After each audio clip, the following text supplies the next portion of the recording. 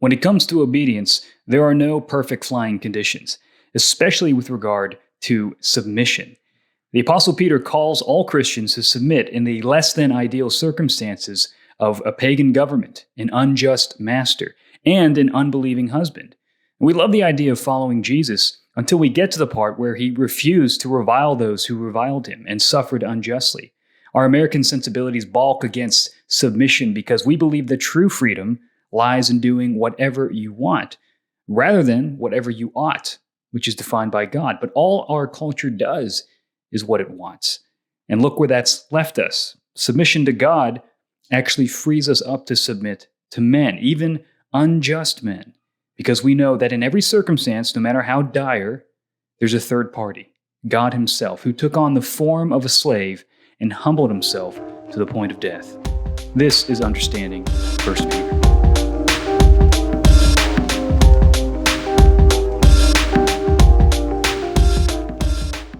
The Apostle Peter instructs Christians in chapter 2, verse 11 to 3:7 on how to live as witnesses for Christ in a hostile world through submission to unjust suffering and persecution. And they do this by applying the example of Christ to the relationships between citizens and states, slaves and masters, and husbands and wives. And in each of these areas, God acts as a stabilizing third party who gives agency and meaning to their submission. Listen to verses 11 and 12. Beloved, I urge you as sojourners and exiles to abstain from the passions of the flesh, which wage war against your soul. Keep your conduct among the Gentiles honorable, so that when they speak against you as evildoers, they may see your good deeds and glorify God on the day of visitation. So Peter reminds the church of their identity as sojourners and exiles, alienated from the world due to their refusal to submit to the passions of their flesh. So submission to God requires rebellion against our own sin. And this resistance to fleshly passion manifests itself as honorable conduct among the Gentiles. Holiness is a public witness that disarms the false accusations of lawlessness that was levied against the early church and is levied against the church today. Now, we can't nice people into the kingdom, but we can conduct ourselves in such a way that publicly outsiders notice our good deeds. They should see us as model citizens. And those good deeds, Peter seems to insist, causes outsiders to glorify God themselves on the day of visitation. And the day of visitation is a reference to the return of Christ. So this may be saying that though we may not see the fruit of our public witness, one day we might see those who we did not know had witnessed our good conduct glorifying God, that our moral witness was actually a catalyst for them worshiping and praising the true God. And this theme of persuasion as an embodied reality, not just mere arguments, but a way of life, a conviction manifested in the moral behavior of God's people, that theme of persuasion is threaded throughout the rest of Peter's examples. And we're going to see that in this next section on submission to the state in verses 13 to 17. Be subject for the Lord's sake to every human institution, whether it be to the emperor as supreme or to governors as sent by him to punish those who do evil and praise those who do good. For this is the will of God, that by doing good you should put to silence the ignorance of foolish people. Live as people who are free, not using your freedom as a cover-up for evil, but living as servants of God. Honor everyone, love the brotherhood, fear God, honor the emperor. So Peter applies this model of submission when he says to Christians that they must honor the emperor, in this case the pagan Roman emperor, as supreme, and his governors whom he sends as those who execute justice. But notice the hierarchy. Our submission to the emperor is for the Lord's sake, not the emperor's sake. Caesar is not divine, but rather just a human institution. In fact, literally the Greek speaks of him as a human creature. He is not divine. So Christ relativizes all authority in order that we might freely submit to them. So God is not anti-authority.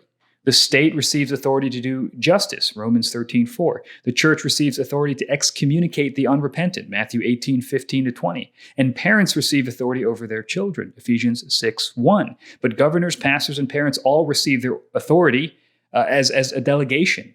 It's received from God as a stewardship to which they will be held to account. So God's authority actually frees us from the tyranny of other authorities by placing them in their proper order. in order that we might serve them. So freedom is not this libertarian attitude common today that says that we have the right to do whatever we want, but rather it is the confidence and strength to serve the Lord submissively. This means we honor everyone regardless of their social status. We love the brotherhood of believers. We fear God. We live our whole lives before the face of God, and we honor the emperor. The very emperor who, by the way, in a few short years is going to execute Peter. And the fact that Peter dies a martyr's death shows us that this submission is not absolute. Everything is for the Lord's sake. We cannot bow down, for example, to false gods. We cannot be forced to commit sin because that violates our ultimate submission to God. Everything is for the Lord's sake. But we should seek to live peaceably among men. We shouldn't try to start a revolution. We should try to respect the authorities, understanding that they are given authority by God. But that is not an absolute authority. It is not an authority that can bind our worship or bind our conscience with regard to things of heavenly matters. And when this happens, we ought to submit to the penalties of disobeying while entrusting ourselves to God. Jesus Christ, as the example, he never stopped speaking the truth. He never stopped doing the Father's will, but he also wasn't an insurrectionist. He wasn't trying to start a revolution. And yet, whenever him speaking the truth encountered the law or it encountered persecution, he endured the false accusations and the false penalties in order that he might proclaim the truth. So it's not an absolute submission, but rather, in many ways, it's a submission to the consequences and the penalties imposed for doing the right thing. And we're going to see that really spelled out in this next section about masters and slaves, verses 18 to 25. Servants, be subject to your masters with all respect, not only to the good and gentle, but also to the unjust. For this is a gracious thing. When mindful of God, one endures sorrows while suffering unjustly. For what credit is it if when you sin and are beaten for it, you endure? But if when you do good and suffer for it, you endure, this is a gracious thing in the sight of God. For to this you have been called, because Christ also suffered for you, leaving you an example, so that you might follow in his steps. He committed no sin, neither was deceit found in his mouth. When he was reviled, he did not revile in return. When he suffered, he did not threaten, but continued entrusting himself to him who judges justly. He himself bore our sins in his body on the tree, that we might die to sin and live to righteousness.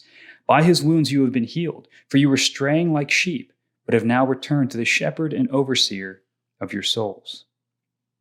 Here we get to a controversial part where he speaks to slaves, and many of the early Christians were slaves. Many of the early Christians were women, people from the lowest castes of society, because this message of the kingdom and the testimony of Jesus was so compelling to those who were powerless and weak in the world. And so slavery as an institution was something that pervaded all of human history in every culture. Unlike marriage, which was founded before the fall, slavery is a result of the fall. It is something that has infected all these cultures, and the Bible doesn't speak about a revolution against slavery, but rather regulation and trying to dismantle slavery from the inside. And you can see some of the elements of that in Philemon. But in the Greco-Roman world, slavery often meant a man or a woman paying off their debts with time of servitude toward a master. But it wasn't always that, and oftentimes it could be very brutal. And so Peter, as well as Paul, again, they're not advocating for the immediate abolishment of slavery, but rather its gradual destruction as the gospel transforms interpersonal relationships. But Peter speaks very plainly. He says, look, slaves often suffer unjustly, but even such undignified work receives God's attention. This is a powerful thing that he's saying. He's saying that even though you have no rights, even though you are treated as property, God is with you. And not only that, but this form of a slave is actually the paradigm for the Christian life. Their submission even to unjust masters follows the pattern of Christ's own submission in his unjust death. He did not deserve his crucifixion, but he never threatened retaliation. When he was reviled, he did not revile in return, but he entrusted himself to his Father, and that's the model for us. That even though you have no rights, even though you are in this degrading, dehumanizing position, God himself knows what that's like. And if you will be faithful there, God will work through you. And ultimately, there's a master above your master that will hold him to account. This is a powerful thing for those who very rarely would ever get a chance to be free. That their lack of freedom is not their lack of true freedom, and it's not the end of their life. They can still have a meaningful life. They can still have meaning in their suffering because Christ knows what it's like to suffer like them. But how do you do this? Well, it's only by the power of Christ. And that's why Peter points out that the unjust suffering of the Son of God brought about salvation for all of us. He himself bore our sins in his body on the tree, which is an allusion to Deuteronomy. If you're hung on a tree, it is a sign that you are cursed. And so Christ was cursed for us. But why? That he might die to sin, or rather that he might cause us to die to sin, that we might live to righteousness. By his wounds you've been healed. In other words, Christ submits in order to empower us to submit. And so in submitting to these moments of injustice, in being this slave, this miraculous thing happens. You are manifesting the resurrecting power of Jesus Christ in your submission to unjust suffering. If you continue to do good, you are following in the footsteps of your Savior. Our very salvation comes as a product of Christ's unjust suffering. And if God purposed the unjust suffering of his beloved Son for good, then he will do the same for us as we trust him. So there's a powerful image here. If you are a slave, it is not the end of your life, that you can actually manifest the power of God and the glory of the kingdom because you are doing and walking as Christ did and as Christ walked. And this extends to marriage as well. That's the final little section here for husbands and wives in verses 1-7 of chapter 3. Likewise, wives, be subject to your own husbands, so that even if some do not obey the word, they may be won without a word by the conduct of their wives, when they see your respectful and pure conduct. Do not let your adorning be external, the braiding of hair and the putting on of gold jewelry or the clothing you wear, but let your adorning be the hidden person of the heart, with the imperishable beauty of a gentle and quiet spirit, which in God's sight is very precious. For this is how the holy women who hoped in God used to adorn themselves, by submitting to their own husbands, as Sarah obeyed Abraham, calling him Lord. And you are her children if you do good and do not fear anything that is frightening. Likewise, husbands, live with your wives in an understanding way, showing honor to the woman as the weaker vessel, since they are heirs with you of the grace of life, so that your prayers may not be hindered. Peter's instructions on marriage, again, parallel the example of Christ. Just as Christ's submission to the Father accomplished salvation, so too the submission of a godly wife may bring about the conversion of her own husband, who does not obey the word. This is not a perfect guarantee, but it's rather a principle and a pattern. Therefore, a woman married to a non-Christian, one who does not believe the word, ought not to divorce him, but rather adorn herself with a gentle and quiet spirit. We see this in 1 Corinthians 7 as well. She must not use worldly means of influence with ostentatious displays of beauty or wealth, but rather humility and faith with respectable and pure conduct. And this humble faith follows the pattern of the women who hoped in God in the Old Testament, specifically Sarah, who's sort of the model of the wife and mother in the Old Testament. Sarah submitted to Abraham by calling him Lord and following him on a journey that seemed impossible. Yet her faith manifested itself in her following Abraham. Modern culture views this kind of submission as foolishness, but the Bible sees it as courage. It took courage for her to follow Abraham. We're not going to be pagans anymore. We're going to go to some land. We're going to have a child. We're too old for that. And she had to, in faith, trust the Lord by submitting to her husband in that. And if you go back to the reference of her calling Abraham Lord, it's almost like a passing comment. And it's almost as if this wasn't some dramatic moment, but that she lived her whole life honoring her husband. That Lord was just sort of a term that she called him, kind of like saying sir or something like that. This kind of off-the-cuff moment reveals the natural posture of her heart. This is a powerful message. It's a very countercultural message, but it's not a passive enterprise. Peter says that if you want to be like Sarah, what you need to do is you need to do good and don't fear anything that is fearful. That's a fascinating phrase right there.